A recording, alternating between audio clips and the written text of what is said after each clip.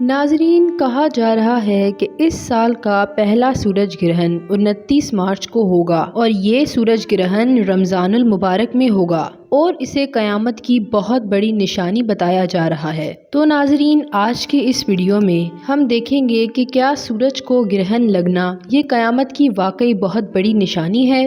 और नाजरीन, आज की इस वीडियो में हम ये भी जानेंगे कि सूरज ग्रहण के बारे में हुजूर अकरम सल्लल्लाहु अलैहि वसल्लम का क्या फरमान है। क्या वाकई इसके मुतालिक हदीस मुबारका मौजूद हैं? इसके मुतालिक कुरान हमें क्या हुक्म देता है, और उसके साथ साथ हम आपको ये भी बताएंगे कि ये सूरज ग्रहण किन ममालिक में नज़र आएगा। क्या पाकिस्तान में भी सूरज ग्रहण नज़र आएगा या नहीं आएगा। और हम आपको ये भी बताएंगे कि सूरज ग्रहण के दौरान और चांद ग्रहण के दौरान हमारे नबी करीम सल्लल्लाहु अलैहि वसल्लम ने कौन से आमाल पढ़ने का हुक्म दिया है। और फिर इसके साथ साथ सूरज ग्रहण को इस्लामी नुक्ता नज़र से और साइंसी नुक्ता नज़र से भी देखेंगे। लिहाजा ये जानने के लिए वीडियो को आखिर तक ज़रूर देखिएगा। आप तमाम देखने और सुनने वालों को अस्सलाम वालेकुम। नाजरीन, अगर साइंसी नुक्ता नज़र से सूरज ग्रहण को देखा जाए तो साइंस हमें ये बताती है कि ये एक फल्कियाती वाक़या है और ये उस वक्त पेश आता है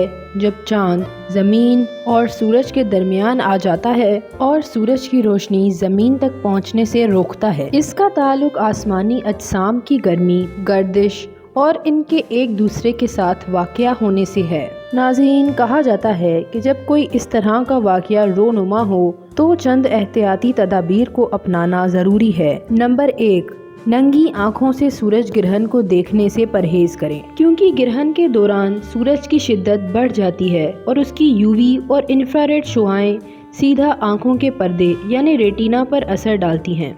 ये शुआएं सिर्फ रोशनी का ज़्यादा तेज़ी से आँखों में दाखिल होने का सबब नहीं बनती, बल्कि आँखों के पर्दे यानी रेटिना को जला देती हैं, जो हमेशा के लिए नुकसान पहुंचा सकता है। इसके अलावा ये शुआएं आँखों में जलन, शदीद दुखाव और नज़र धुंधलापन का सबब भी बन सकती हैं।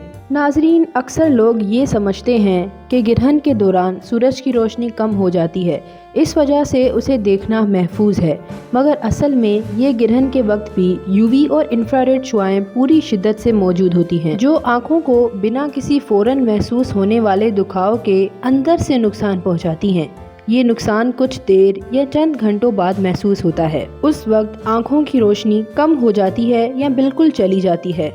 अगर आप फिर भी सूरज ग्रहण को देखना चाहते हैं तो सिर्फ ISO सर्टिफाइड खास चश्मे या सोलर फिल्टर्स इस्तेमाल करना ही महफूज तरीका है। पिन होल तरीका अपनाएं, जिसमें सूरज ग्रहण का अक्स किसी भी सतह पर देखा जा सकता है। और इसके अलावा टेलीस्कोप या दूरबीन बराह रास्त इस्तेमाल ना करें, यहाँ तक कि इसमें महसूल सोलर फिल्टर ना लगा हो। तो नाजरीन, सूरज ग्रहण को नंगी आँखों से देखना इंतहाई खतरनाक है और ये मुस्तकिल बिनाई के नुकसान और अंधेपन का सबब भी बन सकता है। लिहाजा इसके मुशाहदे के लिए एहतियाती तदाबीर को इख्तियार करना बहुत ज़रूरी है। अब इस्लामी नुक्ता नज़र से सूरज ग्रहण का मुशाहिदा करते हैं। तो सबसे पहले ये देखते हैं कि क्या वाकई रमज़ानुल मुबारक में सूरज ग्रहण का लगना क्या वाकई ये क़यामत की बहुत बड़ी निशानी है और इसके मुतालिक क्या कोई अहादीस मुबारक मौजूद है। तो नाजरीन, हमारी बहुत तफ्शीश के बाद भी सूरज ग्रहण का रमज़ानुल मुबारक में लगना और इसका ताल्लुक क़यामत की निशानी से होना, तो इसके मुतालिक कोई अहादीस मुबारका नहीं मिली। लेकिन अगर आप कोई ऐसी अहादीस जानते हैं तो हमें कमेंट बॉक्स में ज़रूर शेयर करें। अलबत्ता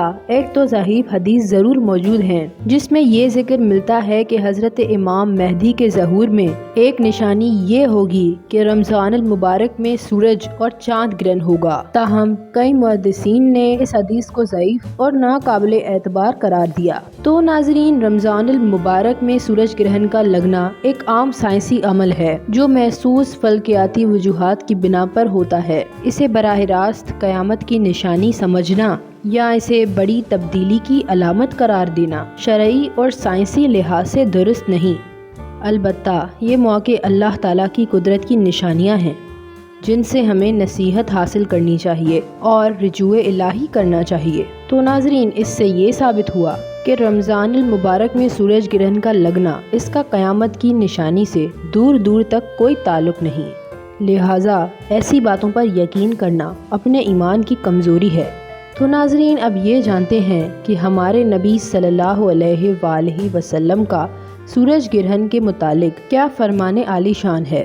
ناظرین نبی کریم صلی اللہ علیہ وآلہ وسلم کے زمانے میں سورج گرہن ہوا تو اس وقت آپ کریم صلی اللہ علیہ وآلہ وسلم کے صاحبزادے حضرت ابراہیم علیہ السلام انتقال کر گئے، تو اس وقت لوگوں نے یہ کہنا شروع کر دیا کہ یہ سورج گرہن حضرت ابراہیم علیہ السلام کے انتقال کی وجہ سے ہوا ہے۔ تو جب نبی کریم صلی اللہ علیہ وآلہ وسلم کے پاس یہ بات پہنچی تو آپ صلی اللہ علیہ وآلہ وسلم نے فرمایا کہ سورج گرہن اور چاند گرہن کا لگنا اللہ رب العزت کی دو بڑی نشانیاں ہیں، لہٰذا ان کا کسی کی زندگی اور موت سے کوئی واسطہ نہیں۔ تو ناظرین اس حدیث مبارکہ سے یہ ثابت ہوا کہ یہ اللہ تعالیٰ کی نشانیاں ہیں، اور ان نشانیوں میں آپ صلی اللہ علیہ وآلہ وسلم نے کچھ اعمال بتائے، یہ اعمال پڑھا کریں۔ وہ اعمال بھی آج ہم آپ کے ساتھ شیئر کریں گے، اور ہم آپ کو یہ بتاتے چلیں کہ رواں سال کا یہ پہلا سورج گرہن جو 29 مارچ کو ہوگا،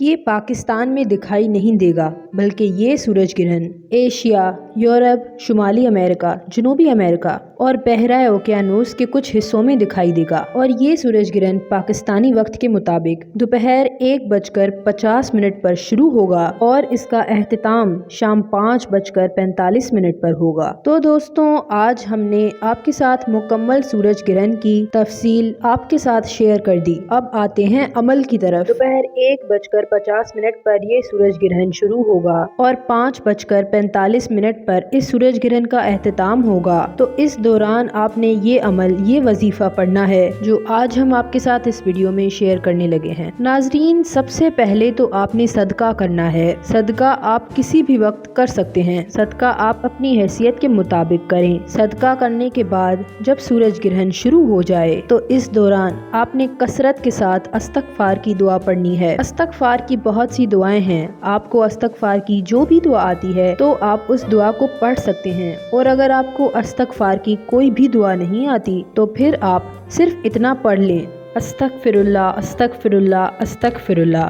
ناظرین یاد رکھیں اگر 313 سے زیادہ مرتبہ پڑھ لیا جائے تو وہ کثرت میں شمار ہو جاتا ہے، یعنی آپ نے کم از کم 313 مرتبہ استغفار کی دعا پڑھنی ہے۔ جب آپ کم از کم 313 مرتبہ استغفار کی دعا پڑھ لیں تو آپ نے اللہ رب العزت کی بارگاہ میں اپنے ہاتھوں کو اٹھا دینا ہے، بڑی عاجزی کے ساتھ اور بڑی انکساری کے ساتھ آپ نے اللہ رب العزت سے دعا مانگنی ہے۔ اس وقت آپ اللہ تعالیٰ کی بارگاہ میں جو بھی دعا مانگو گے اس وقت اللہ تعالیٰ اپنی بارگاہ میں آپ کی دعاؤں کو ضرور قبول و مقبول فرمائے گا۔ اگر آپ کا کوئی شکوہ ہے تو آپ اس کو دور کرنے کی دعا مانگیں، اولاد نافرمان ہے تو اس کی فرما برداری کے لیے دعا مانگیں، رزق کی تنگی ہے تو اس کی تنگی کو دور کرنے کی دعا مانگیں۔ اس کے سوا آپ جو دعا مانگ سکتے ہیں آپ اللہ تعالیٰ کی بارگاہ میں دعا مانگیں، اللہ تعالیٰ اس دعا کو اپنی بارگاہ میں ضرور قبول و منظور فرمائے گا۔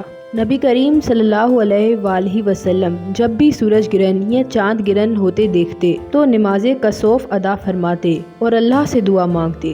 یہ ایک خاص نماز ہے جو صرف گرہن کے وقت پڑھی جاتی ہے۔ اس کے علاوہ سورہ الفلق اور سورہ الناس پڑھنی چاہیے کیونکہ یہ ہر قسم کے شر سے حفاظت کرتی ہیں۔ سورج گرہن کے وقت نہ صرف اپنی مغفرت کی دعا مانگنی چاہیے بلکہ اپنے گھر والوں، رشتہ داروں اور پوری امت کے لیے بھی دعا کرنی چاہیے۔ یہ وقت اللہ تعالیٰ کے قریب ہونے کا ہے، اس لیے ہمیں ہر دنیاوی کام چھوڑ کر عبادت اور دعا میں مصروف رہنا چاہیے۔